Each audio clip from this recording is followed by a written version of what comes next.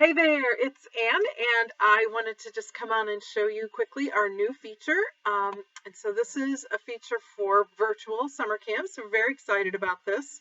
Of course, for summer of 2020, everything's sort of crazy and up in the air, and so we wanted to give you a way to actually put your virtual camps on Camps Rock and allow parents to browse those very easily. And who knows, maybe that'll be something that you'll do all summer, or maybe it's just something you're doing right now. You can actually put any kind of virtual projects that you have that you're implementing right now. Maybe you have some free things that you're offering at this time of year, kind of ramping up and getting ready for the camp season. So whatever it might be, whether it's free or whether it's, like a full-fledged week-long camp virtually, or if it's just a little few hour long project, or something like that, you can really put anything you want in Camps Rock and market it that way. So that's very cool. So basically, there's two things that we've added. This is on the parent side of things. They will see this new button, Browse Virtual Camps. And basically, we've added a new camp type. So we've always had the full day, overnight, and half day, and we added virtual as a new camp type. And so, and this feature is so new, I don't even have really any camps per se to that are listed yet. So when I show you this, this is just my little sample camp. And so you can see that when I just click on Browse Virtual Camps, it's going to display everything that's available. And the way this actually shows up for parents, they can either leave their address off and actually just browse virtual camps all over the nation, or if they put their zip code in, and of course I only have one sample here, so this isn't really going to look like much, but if they put their zip code in or their address or whatever, and then they do browse virtual camps, it's going to show them whatever's closest to their house or their address that they put in, and then going out in farther and farther distance, but it will include everything, in the nation, or literally really anything in the world. And so those camps that are local to that parent, they're going to be displayed first in the virtual camps list, but then it'll also show all kinds of virtual camps all over the nation. So you actually will be seen by parents who are potentially in much different cities than you are. And I think that's one of the really exciting things about offering these virtual camps, is really your audience is expanded from just your local area or people who would drive to your camp, and now is for really literally anyone, anywhere in the nation or other countries. So that's pretty awesome.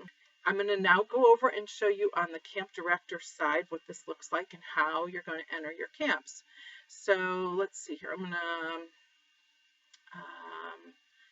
I'm going to log in with this test email address. Okay, so I'm just logging into my existing account, and if you have never been on Camps Rock before, at the end of this video I will walk you quickly through the process of registering, which is super easy too, but I'm using just a camp organization that I've had in the past, and so these are just some of my test camps, but I began entering this one right here, virtual camp. And I do recommend when you enter these that you either put something like this, virtual : and then the name of the camp, or put the name of the camp - virtual or something, because this is what's going to show up to the parents when they look at it, that it will be really obvious to them that what they're looking at is a virtual camp. This particular test organization that I'm working with here is actually an upgraded organization, so I have unlimited amount of text that I can enter. I would recommend that in this area you're right, exactly how this camp would be delivered to them, so they can envision, this is going to be video and some digital things that we're going to email to you, and there's going to be some live components and that kind of thing. So you're going to describe in here exactly how this particular virtual camp will work, and then just everything else is normal here. You're going to put the home page. That would be this would probably be the page where they would click in and see exactly this camp on your website. That would be what you want to put there. Under location, you just do still want to put your address. So this would be probably your either headquarters address or whatever.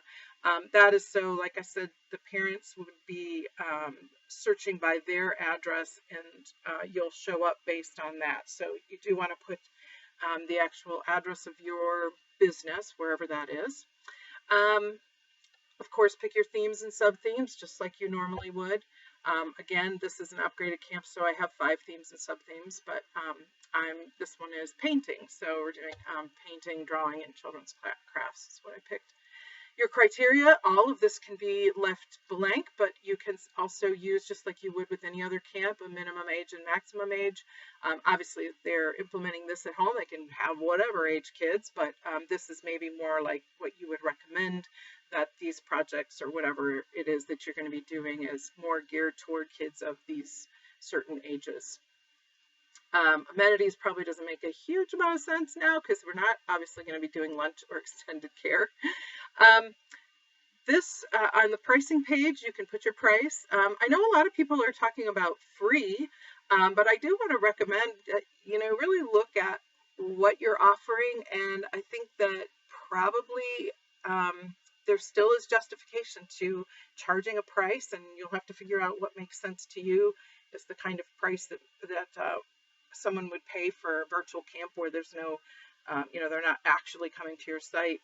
That obviously makes the price lower, but I do feel like you can charge a good price for the work that you're putting into creating these virtual camps. So I would suggest don't hesitate to put, a decent price on that. Now, this one I just had the idea, and, however you might want to do something like this, I said other price, and I put 0 and said, in my text, in the circumstances, I'm sort of basically saying pay what you can. So the regular price of the camp is $50, but if there's a family who just really can't pay that, and I think most people are pretty, honest about that kind of thing or whatever. So whatever fits for your circumstance and how you've decided to handle this year.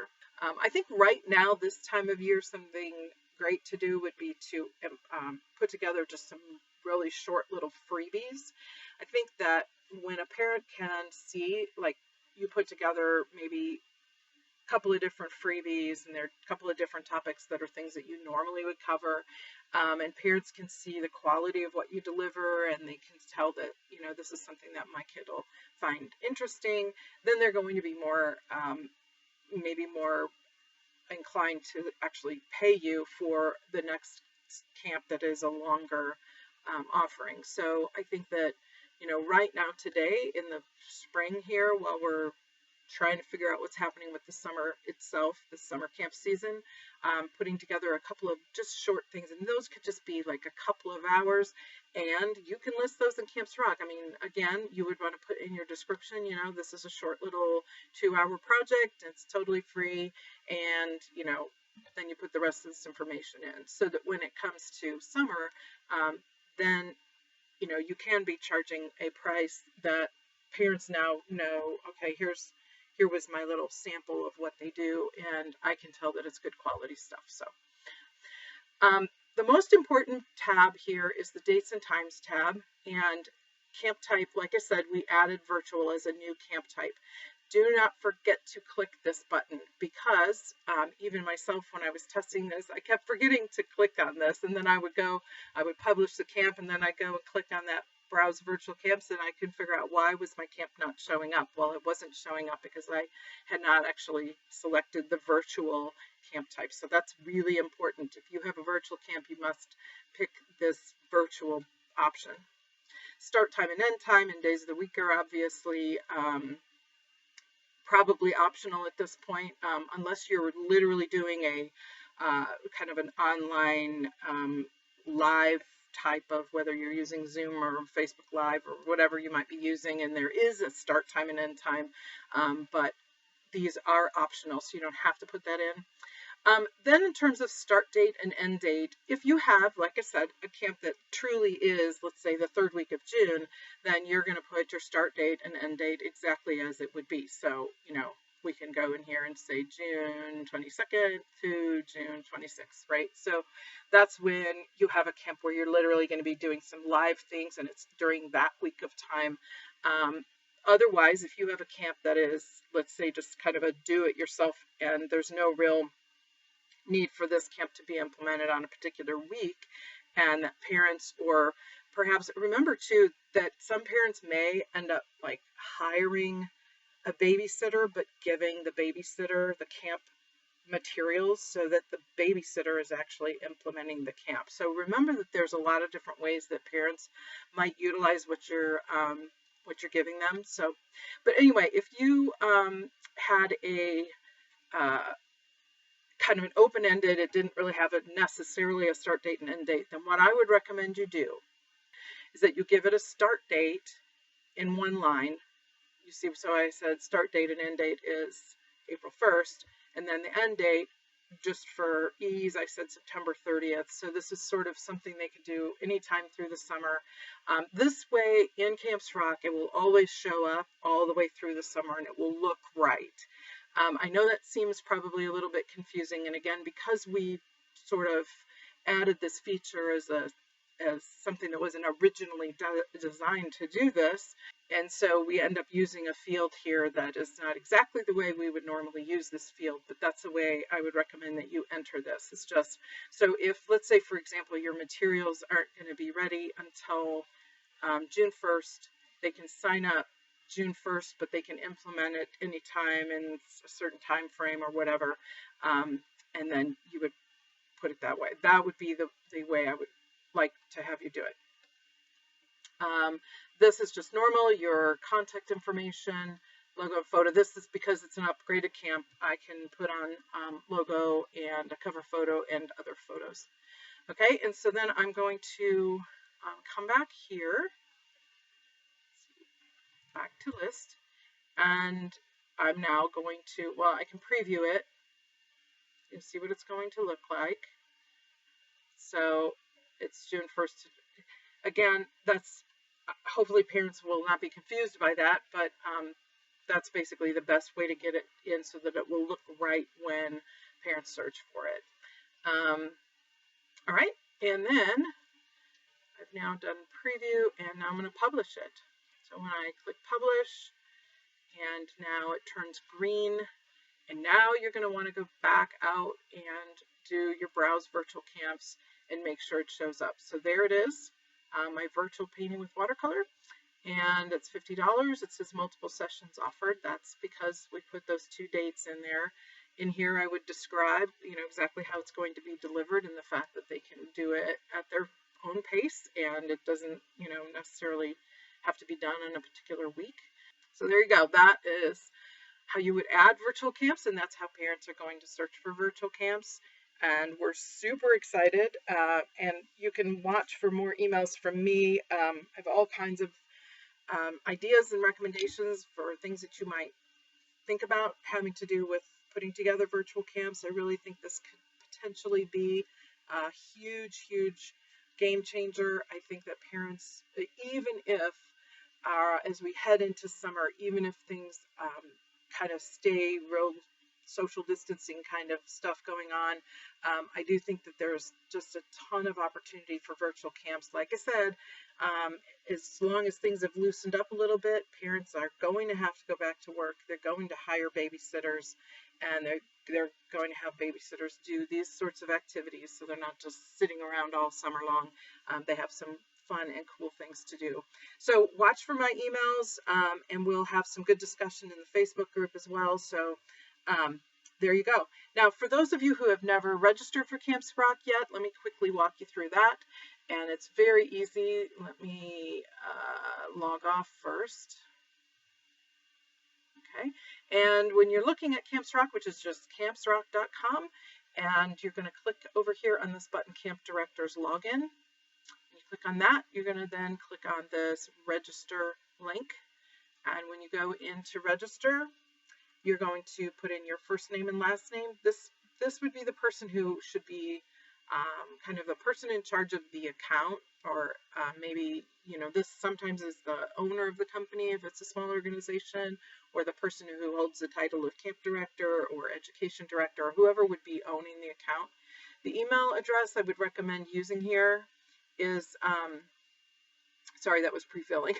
The email address I would recommend using here is something that's going to stay with the company for a long time. So like this one, we've got info@Challenger Sports. So this is not going to change all the time because your account is actually tied to the email address. Okay.